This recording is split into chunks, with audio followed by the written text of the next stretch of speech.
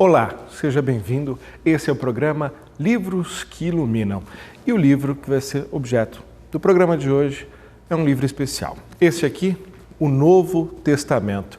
Na verdade, um conjunto de livros que formam o marco inicial do cristianismo. E quem vai conversar sobre essa obra conosco é ninguém menos que o tradutor dela, Haroldo Dutra Dias.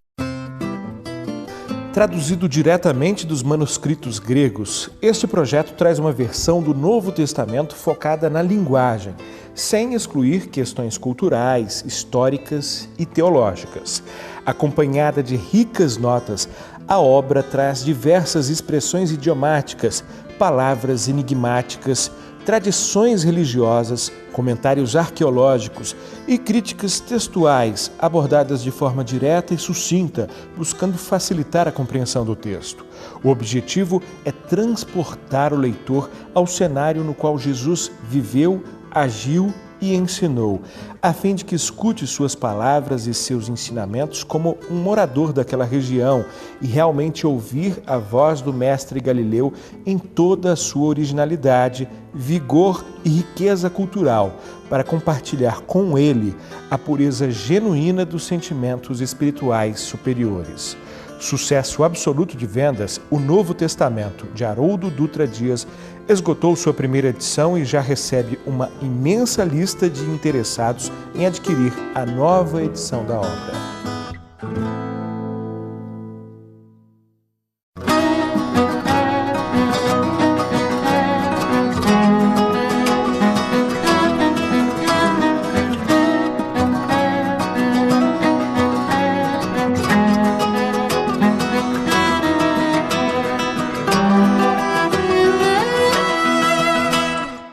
Haroldo, muito obrigado por ter aceito o nosso convite. Bom, uma obra monumental, traduzir novamente o Novo Testamento, direto dos manuscritos gregos. Acho que você merece, em primeiro lugar, os parabéns por ter cumprido essa missão. Eu acho que é uma pergunta que surge para todo mundo que trava conhecimento com essa obra, como surgiu a ideia de retraduzir de lá naqueles escritos antigos? Do Novo Testamento. Primeiro, é um prazer estar nesse programa, poder falar sobre a obra. Eu diria que se eu tivesse a dimensão do que seria o trabalho, eu não teria assumido a tarefa. Essa é uma resposta que você não é o primeiro a dar nesse programa. Eu diria. Eu acho. A ignorância é uma bênção às vezes, viu? Porque ao longo do trabalho eu fui me dando conta de que era realmente um trabalho hercúleo, difícil de ser feito, em razão dos propósitos e das premissas que a gente assumiu para a realização do trabalho. Esse trabalho ele surgiu de uma necessidade prática, objetiva. A Federação Espírita Brasileira precisava inserir textos do Evangelho, passagens, em diversos setores de atividade da Federação. Área da mediunidade, área da evangelização da infância, da assistência e promoção social, etc. E aí veio a grande discussão: qual texto será utilizado ao citar o Novo Testamento? Então a primeira consulta que nos fizeram foi essa: qual a tradução recomendada? Isso é sempre um problema. Esse é um problema porque não há tradução completa. Toda tradução ela atinge o propósito que ela se colocou no início. E toda tradução é muito contaminada pelo seu contexto cultural, pelo seu contexto histórico, não é? Exatamente. Então nós fizemos uma ponderação. Foi um texto longo, mandamos para, na época, o presidente da Federação Espírita Brasileira, Nestor Mazotti.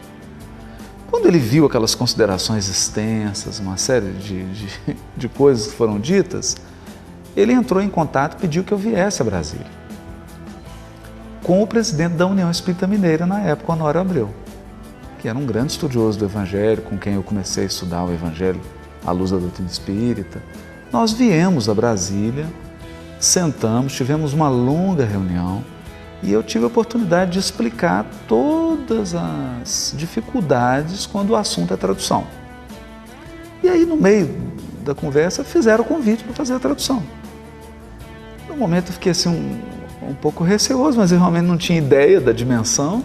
Alguém já sabia ali que você dominava o grego? Sabia que eu tinha estudado o grego na UFMG. Eu, na verdade, fiz matérias isoladas de grego enquanto eu fazia o curso de bacharelado em Direito. Pois é, uma curiosidade é essa. Se você é formado em Direito, é juiz, atua, e o grego está muito ligado ao direito, mas não foi o direito que te levou para o grego? Não foi. Na verdade, o direito tem uma vinculação muito grande com o latim. Sim, claro. E a filosofia tem uma vinculação muito com o grego. E quando você vai para essa área de filosofia do direito, essa parte mais filosófica, acaba estudando um pouco de grego. Mas não foi isso, o meu interesse era pontual mesmo. Eu queria um aproximado texto do Novo Testamento e ler outros clássicos da literatura grega, principalmente obras de filosofia. Mas o foco era o Novo Testamento. E quando eu cheguei aqui para essa conversa, já estava definido, já sabiam que eu lidava com texto grego e propuseram uma tradução. Vamos fazer uma tradução então. Bom, aí eu pedi um tempo para fazer um exame do panorama. Quer dizer, aí eu examinei 108 traduções em 8 idiomas. Então pegamos assim, Alemanha, Itália, Espanha, Inglaterra, Estados Unidos, o próprio Brasil, Portugal, para ter uma ideia de quais são as traduções mais famosas nesses países e qual a característica de cada uma delas. Com esse levantamento, eu pude perceber que toda tradução ela tem um público-alvo, ela tem um objetivo muito específico e que a esmagadora maioria das traduções tinha um objetivo teológico. A tradução se destinava a oferecer subsídio para grupo religioso. Ela dará à luz um filho, e o chamarás pelo nome de Jesus, pois ele salvará o seu povo dos seus pecados.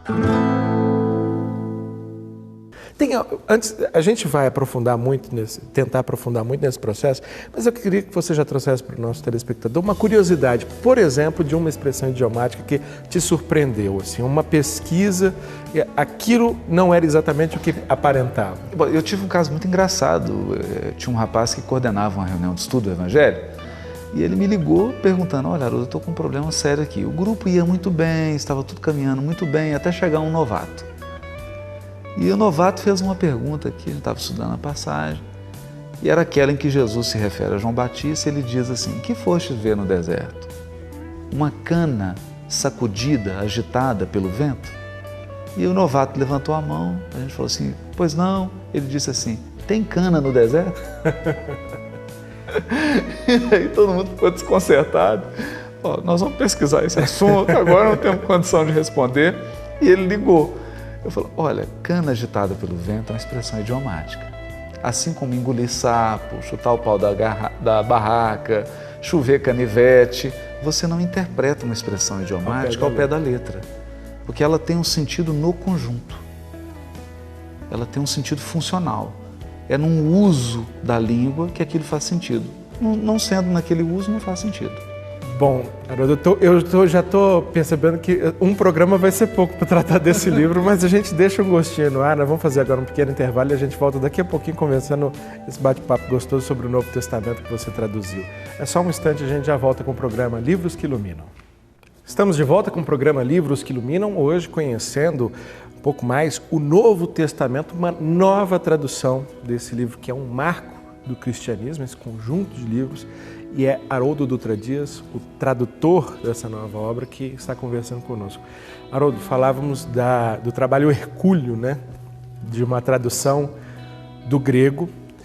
E aí eu queria saber sobre o trabalho de pesquisa, porque você dizia sobre as outras traduções, cada uma voltada para um público, mas acho que também deve ter sido complicado de onde traduzir, né? Porque um original em si não existe, né? O Novo Testamento foi popularizado por copistas, cada um fazia as cópias de acordo com as suas condições, às vezes de acordo até com a sua compreensão da língua. Como é que foi para descobrir ali o original, entre aspas? Até que nesse ponto não houve tanta dificuldade por uma razão. Já na segunda metade do século XX, duas comissões de pesquisadores, uma nos Estados Unidos e outra na Alemanha, que depois juntaram os trabalhos, editaram o chamado texto crítico do Novo Testamento, texto grego crítico. O que é isso? Eles pegam os 5.200 manuscritos do Novo Testamento, até hoje descobertos, cruzam as informações, versículo a versículo, e analisam as variações que há de um manuscrito para o outro.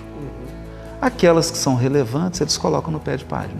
E aí editam o texto grego, que passa a ser um texto acadêmico, estabelecido, um texto oficial estabelecido, e todas as traduções hoje do mundo se baseiam nesse texto grego estabelecido por essa comissão. Quando foi isso exatamente? Isso começou na segunda metade do século XX e se estabilizou mesmo. A última edição foi em 1982. Essa comissão deve ter tido enorme trabalho. Não, o trabalho é assombroso. É claro que eles não começaram do zero, porque esse trabalho de pesquisar manuscrito vem desde Erasmo de Roterdã.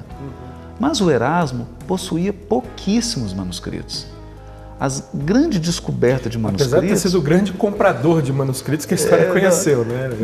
O Erasmo teve muito acesso, mas depois dele, lá próximo de Kardec, nós tivemos um milionário chamado Tischendorf, que foi o homem que descobriu o maior número de manuscritos. Ele que descobriu os papiros gregos, ele que descobriu material no Egito, em mosteiros. Outra pergunta relacionada a essa. A gente sabe que foi feito um trabalho de edição, né, de seleção, de dizer, até com critérios doutrinários, históricos e políticos, o que entraria de fato para o Novo Testamento, o que não entraria. São famosos, por exemplo, os manuscritos do Mar Morto e outros manuscritos apócrifos que surgiram aí. Você se preocupou, teve condições também de recorrer a algum desses textos que são, digamos assim, excluídos do conjunto normal, do conjunto conhecido? Não, a esse a gente não dedicou porque ele faz parte de um outro corpo literário. E esse escopo eu não me coloquei. Eu falei assim, eu não vou traduzir apócrifo, material que não esteja dentro desse corpo literário. Foi até bom, porque a gente também delimita o trabalho.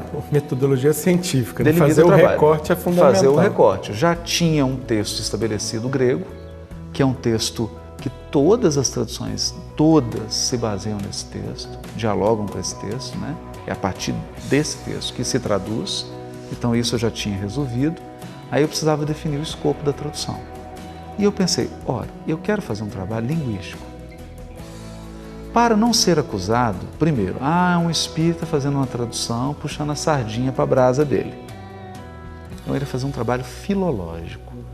Porque da pesquisa eu concluí, não há tradução com enfoque filológico, linguístico. Todas têm algum enfoque religioso. Tem um viés teológico e religioso. Então eu falei, não, eu quero fazer algo literário. As notas vão ser literárias. Eu vou trazer aspectos linguísticos, culturais, históricos, filológicos. Eu não vou entrar no mérito da questão religiosa. Uma contribuição que transcende o espiritismo. Transcende. Uma contribuição para todo mundo que quiser estudar. Exatamente. De maneira Ou seja, linguística. Se um pastor evangélico, se um padre católico, se um espírita, se um judeu, se um budista quiser ter acesso ao Novo Testamento de um viés literário, ele pode ler essa tradução como uma contribuição. Então eu explico questões de verbo, de sintaxe do grego, de questões culturais, de expressão idiomática. É uma abordagem linguística. Subindo imediatamente da água, viu os céus sendo rasgados e o Espírito descendo como pomba sobre ele. Bom, esse bloquinho já está terminando, eu queria então me ater nele a questões técnicas mesmo do processo de tradução, para no próximo bloco a gente se dedicar às várias, e acredito que são várias relações emotivas que você deve ter criado com uma obra. Quanto tempo mais ou menos demorou esse seu trabalho todo? Até agora estão traduzidos os 4 evangelhos e Atos dos Apóstolos. O trabalho intenso assim, de tradução durou 3 anos. E você utilizou, por exemplo, uma dessas 8 obras iniciais que você olhou como um guia, um tradutor em geral que não está traduzindo pela primeira vez, ele pega uma outra obra para tirar eventualmente uma dúvida? Qual que você utilizou? Bom, aí essa tradução, embora o trabalho em si tenha durado 3 anos, a pesquisa já dura 20. Nossa. E a pesquisa, eu consegui formar uma biblioteca que hoje tem mais de 4.000 volumes. Então essa biblioteca, ela esteve a serviço da tradução. Isso significa que eu consultei 42 dicionários de grego, em 8 idiomas, para poder fazer a tradução. Tem um dicionário que eu consultei, por exemplo, que é o Kittel, eles são 10 volumes, cada volume 1.000 páginas. Nossa. Fora dicionários, enciclopédias bíblicas, comentários, porque você tem obras eruditas. Chega um momento que você estava raciocinando em grego já. Você fica mergulhado. Sonhava em grego. Você fica naquele universo. E é trabalhoso porque a informação está muito espalhada. O difícil era reunir informação. Sem dúvida. Então, muitos comentários de eruditos que comentam, por exemplo, o Evangelho de Mateus. Então, eu consultei um comentário, por exemplo, do Davis. Eles são 3 volumes, cada volume 1.200 páginas. A pessoa vai a fundo, são trabalhos acadêmicos mesmo, mas eles fornecem muito subsídio. E aí você traz muito dessas notas, desses comentários para dentro do seu livro, por isso que com os 4 evangelhos e o Atos dos Apóstolos já é um volume respeitável. Um volume grande, né? Bom, eu quero deixar tempo para o nosso bate-papo sobre a sua relação afetiva, que certamente você criou com essa obra, mas o tempinho já está acabando, então a gente faz mais um rápido intervalo e já volta com o programa Livros que Iluminam, hoje conhecendo mais a fundo o Novo Testamento na tradução de Haroldo Dutra Dias. É só um instante. Estamos de volta com o programa Livros que Iluminam e um livro especial é o tema do programa de hoje, o Novo Testamento, na verdade, conjunto de livros que formam o marco inicial do cristianismo. Quem conversa conosco sobre o livro é o seu tradutor, Haroldo Dutra Dias. Haroldo, no primeiro bloco, você traça um panorama desse trabalho hercúleo. Descemos a detalhes no segundo bloco, mas agora no terceiro, como já havia dito, queria me prender a questões emotivas, afinal de contas, é um filho, né? Uma relação que se cria muito intensa. Eu vou começar perguntando qual foi, digamos assim, o ponto mais emocionante desse seu trabalho de traduzir os 4 evangelhos e os Atos dos Apóstolos. No processo da tradução, você faz um mergulho muito profundo no texto. E eu comecei a ter uma experiência, além de uma experiência espiritual, emocional, uma experiência literária. Porque quando você passa de Mateus para Marcos, de Marcos para Lucas, de Lucas para João, depois volta Lucas, Atos dos Apóstolos, você começa a entrar no espírito de cada um deles, no que o motivou a escrever a obra, na maneira de cada um narrar, na abordagem de cada um deles. E você começa a experimentar aquilo que eles estão querendo transmitir. O que eu posso dizer é que os autores dos livros do Novo Testamento, eles são pessoas emotivas, eles estão querendo transmitir uma emoção mesmo. Que transborda no caso deles, né? Transborda, uma profunda experiência. A verdade, a sensação, né, assim, é que um meteoro caiu na Palestina, né, um grande meteoro chamado Jesus, e eles ficaram assombrados. Né? E esse assombro eles procuram transmitir na obra que eles estão escrevendo. Pois quem fizer a vontade de Deus, esse é meu irmão, irmã e mãe. E tem alguma passagem específica da vida de Cristo, tanto dos evangelhos como dos Atos dos Apóstolos, que te tocou, que possa ter te dado mais trabalho por algum motivo, desde o técnico até o trabalho sentimental, que é chegar naquele determinado ponto?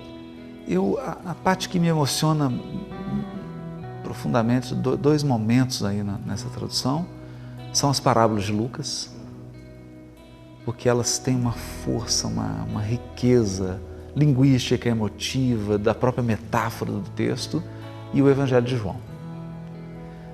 Os voos que ele faz, assim, que são fascinantes, né? A maneira como ele... É muito emocionante. Mas a emoção mesmo, quando você está mergulhado no processo da tradução, o autor, ele vai te levando a um clímax.